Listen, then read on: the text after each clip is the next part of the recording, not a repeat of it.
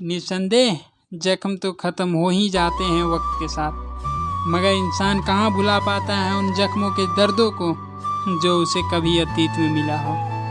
इंसान कहाँ भुला पाता है दिल में दबे उन सवालों को जो उसे हर वक्त कचोटते हैं, जिनके जवाब के इंतज़ार में हर पल वो मरता जीता है, जिनके जवाबों का इंतज़ार करते करते वो उम्मीदों को खोता रहता है।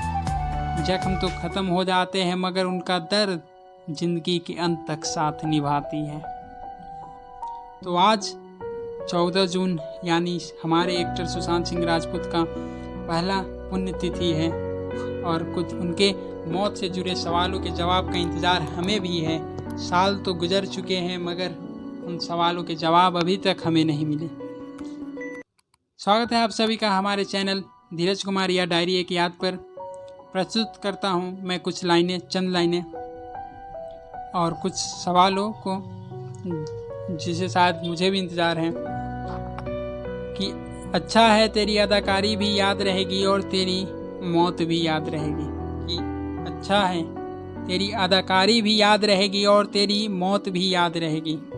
कि बस खुदा से थोड़ी नाराज़गी और शिकायतों की फरियाद होगी। कि माना इस दुनिया से रुखसत सबको होना पड़ता है, मगर कुछ जालिमों से परेशान होकर कौन जाता है। कि वो ज़िंदगी से अचानक राब्ता तोड़ कौन जाता है और कौन जाता है दिल में अनगिनत सवाल और कसक छोड़। तुम कहते हो कि वो अच्छा था, सच्चा था, फिर उसे पार्टियों में क्यों न पूछा गया था।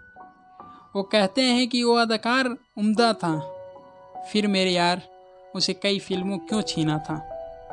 कि खुद को तुम हम सफ़र दोस्त बता रहे हो जो, कि खुद को तुम उसका हम सफ़र दोस्त बता रहे हो जो, फिर वो 4 दीवारों में तन्हा अकेला क्यों पड़ा था।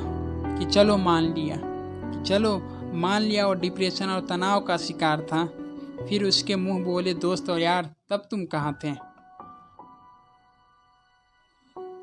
कि हम तो उसके हालातों से बेखबर कहीं दूर खड़े थे। कि हम तो उसके हालातों से बेखबर कहीं दूर खड़े थे, उसके मुस्कुराहटों के पीछे के हर दर्द से अनजान पड़े थे। कि तुम तो उसके साथी कलाकार थे, कि तुम तो उसके साथी कलाकार थे, तुम्हें तो इसका ध्यान होगा जो दुख जता रहे हो आज, कहीं उसके मौत के पीछे तुम तो नहीं खड़े थे। खुदकुशी हल नहीं जिसने सिखाया था जो हर हालातों में मुस्कुराया करता था, या कहूँ दिल में वो हर दर्द छुपाया करता था। वो सुशांत कहीं खो सा गया, जाने से उसके जमाना शांत सा हो गया। कि रही होगी तेरी भी कोई मजबूरी, वरना यूं ही नहीं बनाता अपनों से कोई दूरी।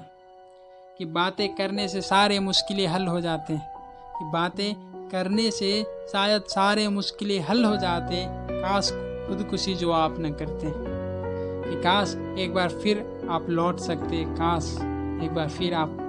सकते।